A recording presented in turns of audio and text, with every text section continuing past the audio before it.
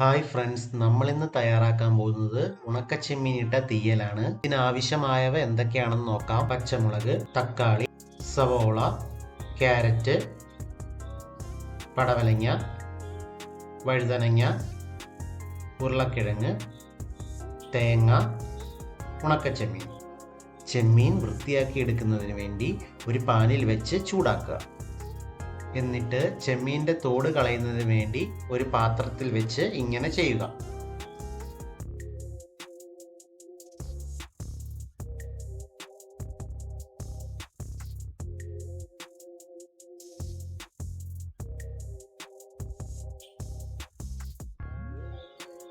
അതിനുശേഷം ഓരോന്നായി എടുത്ത് അതിൻ്റെ തലയും വാലും കട്ട് ചെയ്ത് കളയുക.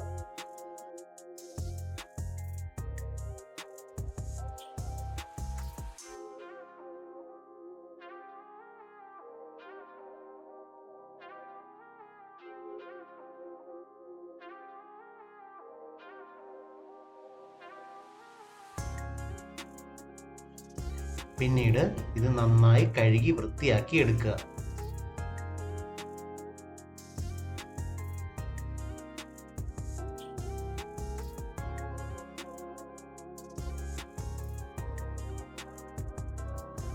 ഇനി കറിക്കൂട്ട് തയ്യാറാക്കുന്നതിന് വേണ്ടി നമ്മൾ തിരുമ്മി വെച്ചിരിക്കുന്ന തേങ്ങ ഒരു പാനിലേക്കിട്ട് വറുത്തെടുക്കാം.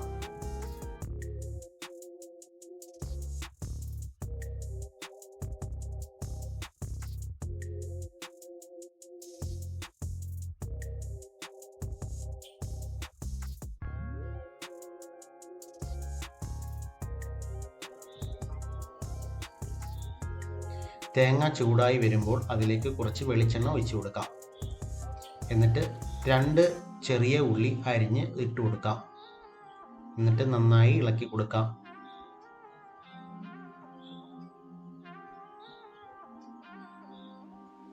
ഇപ്പോൾ കുറച്ച് തേങ്ങ ചൂടായി കളറൊക്കെ മാറി വന്നിട്ടുണ്ട്. അതിലേക്ക് കുറച്ച് ഉലുവ ഇട്ട് കൊടുക്കാം.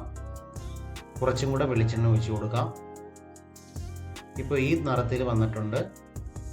ഇപ്പം തേങ്ങ നല്ല ഡ്രൈ ആയിട്ട് വന്നിട്ടുണ്ട്. അതിനകത്ത് കുറച്ച് മുളക് പൊടി, കുറച്ച് മല്ലിപ്പൊടി ചേർത്ത് കൊടുക്കാം. എന്നിട്ട് നന്നായി ഇളക്കി കൊടുക്കാം.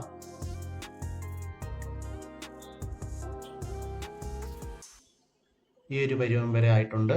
ഇനി ഇത് അടുപ്പിൽ നിന്നും മാറ്റി വയ്ക്കാം. എന്നിട്ട് മറ്റൊരു പാത്രത്തിൽ നമ്മൾക്ക് കുറച്ച് വെളിച്ചെണ്ണ ഒഴിച്ചു കൊടുക്കാം. അതിലേക്ക് അരിഞ്ഞു വെച്ചിരിക്കുന്ന പച്ചമുളക്, സവോള,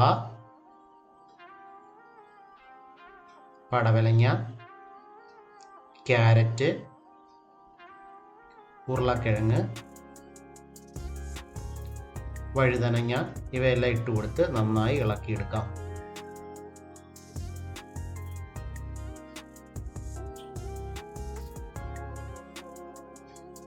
അത് കുറച്ച് വാടിയതിന് ശേഷം നമ്മുടെ തക്കാളി ഇട്ട് കൊടുക്കാം. ചെമ്മീൻ ഇട്ട് കൊടുക്കാം. അല്പം മഞ്ഞൾപ്പൊടിയും ആവശ്യത്തിന് ഉപ്പും കുറച്ച് കറിവേപ്പിലയും ഇട്ട് കൊടുക്കാം. നന്നായി ഇളക്കിയെടുക്കാം.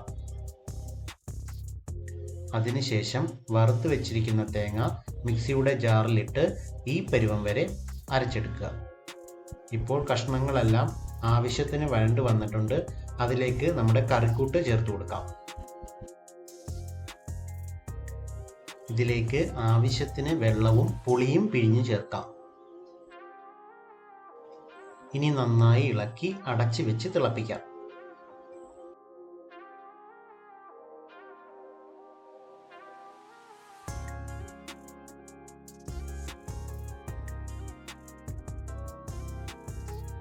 ഇപ്പോൾ നമ്മുടെ കറി പാകമായി വന്നിട്ടുണ്ട്.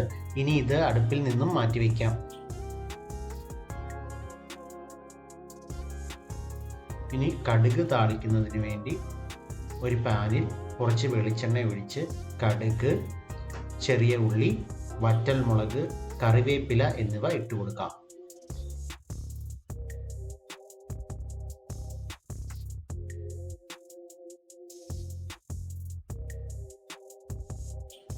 ഇത് മൂത്ത് വന്നതിന് ശേഷം കറിയിലേക്ക് ചേർത്ത് കൊടുക്കാം.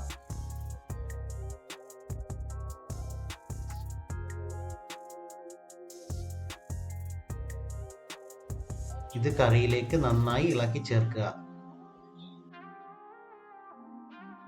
ഇപ്പോൾ നമ്മളുടെ കറി തയ്യാറായിട്ടുണ്ട്. ഈ വീഡിയോ എല്ലാവർക്കും ഇഷ്ടമായെങ്കിൽ ലൈക്ക് ചെയ്യുക, കമൻറ്റ് ചെയ്യുക, സബ്സ്ക്രൈബ് ചെയ്യുക. താങ്ക്